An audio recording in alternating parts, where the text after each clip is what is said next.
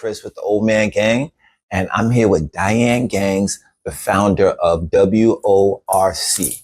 Now, Ms. Gaines, could you please tell everybody what WORC stands for and a little bit about what it's about? Okay. WRC stands for the Women's Opportunity Rehabilitation Center. And what we do here started off as an alternative to incarceration for female offenders. But we metamorphosed into working with youth. So we work with youth at risk. How many years have you been doing this? The program that I started in 2010. So we've been doing that for 14 years here.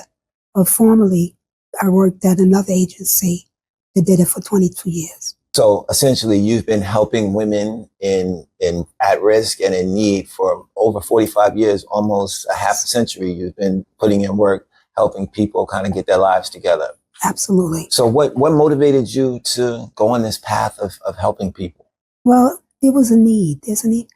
And, when I was younger, I saw that the criminal justice system really didn't work for us. And I went to school. My formal education is in criminal justice. I have a master's in correctional counseling, criminal justice. And I always wanted to do something to keep people out of the system. Community corrections.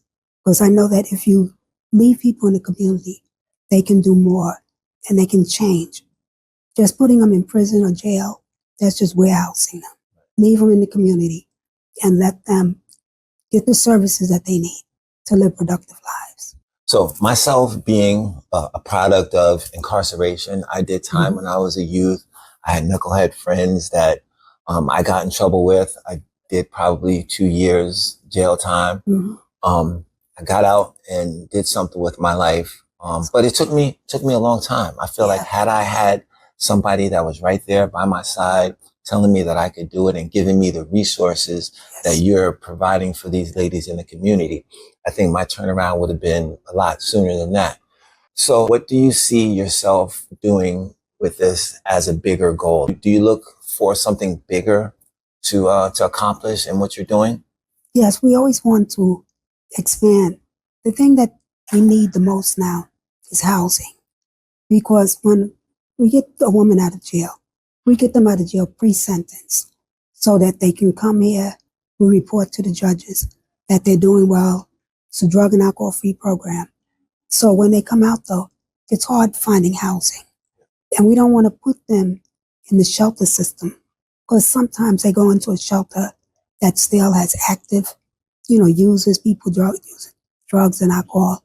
And it's just not a good environment for them.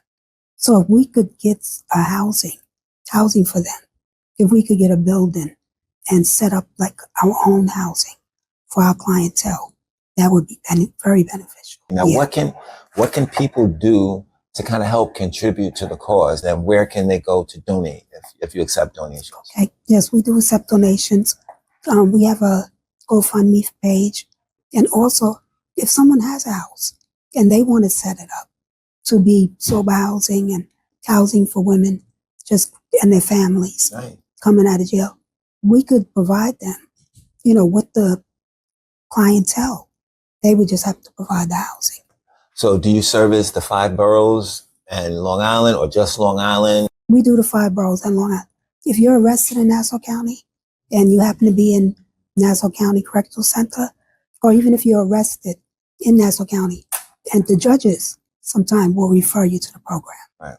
So we can do some virtual services for someone in the boroughs, but they do have to come in, in person, because we do take random toxicologies to ensure that everybody is maintaining abstinence. Because you can't make your positive changes if you're still getting high. Sure. Yeah. So the mother and daughter communicating effectively. Can you tell me a little bit about this program? This program, this is the Week of Peace. Marcellus Morris from Rain for Life, he kind of put this week together with other agencies, and we happen to be one. The mother-daughters, we set up a day for mothers and daughters to come in and be together, and we eat together. They're doing sip and paint, just do some activities, We also have group work with the mothers and groups with the daughters. Then we come back and do the healing circle. So this is a day for mothers and daughters to help with their communication. Nice. That's amazing. Now, Marcellus, I did speak with him. He invited me to come here. Shouts out to him. Spoke to me about doing a father-son type of event. What do you think about something like that? I think that would be excellent. Yeah. I think it would be excellent. We have young men that we're working with that would definitely benefit from a Father-Son Day. And I could say whoever wants to do that, they definitely use our site to do the workshops. Now, if we wanted to organize an event like that, we wanted to invite young men from the community to be a part of it, and call it a father-son event. Do they have to be father-son, or can it be just any older guy that is looking to kind of take a leadership role in the community and sponsor a kid? Would that be okay? Absolutely. And that's so needed in this community. Because a lot of these young men don't have the father, and they don't have the image to look up to.